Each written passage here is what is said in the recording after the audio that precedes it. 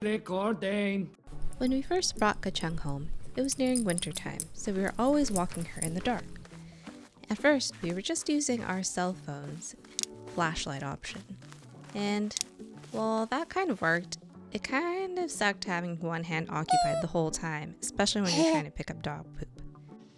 So while on a Costco run, we happened across these Duracell headlamps, and we thought, headlamps? Wow, that would make so much more sense than using your phone.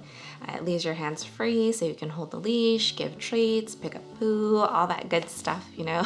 So basically we just bought these on a whim and thought, you know, it's great for the walking in the dark. These are battery operated, which is good and bad, I would say. The bad thing is basically once the battery started to lose power, the light dimmed significantly.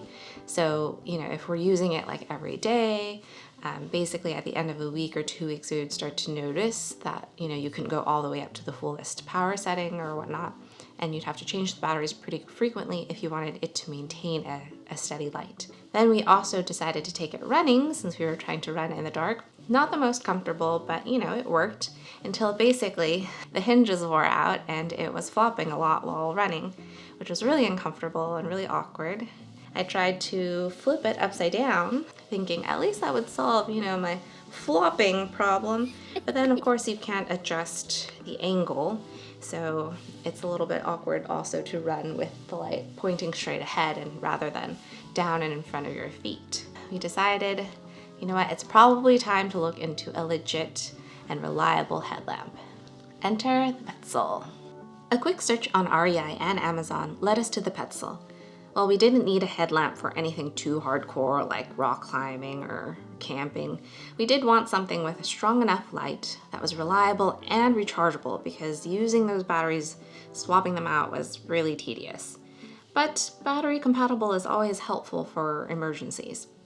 And that led us to the Petzl Actik Core Headlamp, which has a max light output of 450 lumens. If you were like us and didn't have any understanding of how much brightness 450 lumens is, here's a quick breakdown.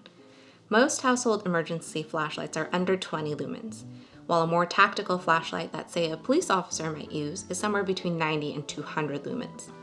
This Petzl headlamp is categorized for running and backpacking, and it offers 3 brightness levels. At the highest, it's 450 lumens with a beam distance of 90 meters. At medium, it's 100 lumens with a distance of 45 meters. And on low, it's 6 lumens at 8 meters, which is a really great bit of versatility. We typically stay at about medium when we're walking or running in the dark, but I think the lowest level is really useful if you're just in the house or if you're camping and just need a little bit of light to find something or get to the bathroom. We found the headlamp to be a good weight. With batteries, it's 2.8 ounces, where it was never too heavy to be cumbersome, but not too light that it felt cheap. Oh, and there's a red light, which can be used as a floodlight or flashing emergency light, which is supposed to be helpful to protect your night vision, though we've not really used it. A few of our favorite things about this headlamp is basically there's no bounce while running so far, and it's got a much lower profile than the Duracell headlamp. And so far, the adjustable angle hinge has not given out yet. The removable band is also a good functionality for those running and wanting to give the band a wash. The headlamp is rated IPX4, which is resistant to water splashes from any direction, meaning it can take a little sweat, but you can't wear it while walking in the pouring rain. So, do we think this Petzl headlamp is worth it? At $69.95, it's a little pricey for a headlamp, but for the newest models and those with this max light output range, it is pretty standard. We did discover that it's probably overkill for our needs, but because we had an REI gift card and dividends, we kind of just splurged on this model. Regardless, we do think that so far it's been really reliable, powerful, and comfortable. We've only had it for a couple of months, so we'll definitely keep you guys updated if anything changes. Regardless, we do find that having a headlamp is super useful and is also a good idea to have in your emergency pack. As always, if you found this video helpful, please give it a like and subscribe for more content like this. Thanks, we'll see you on the next one. Bye!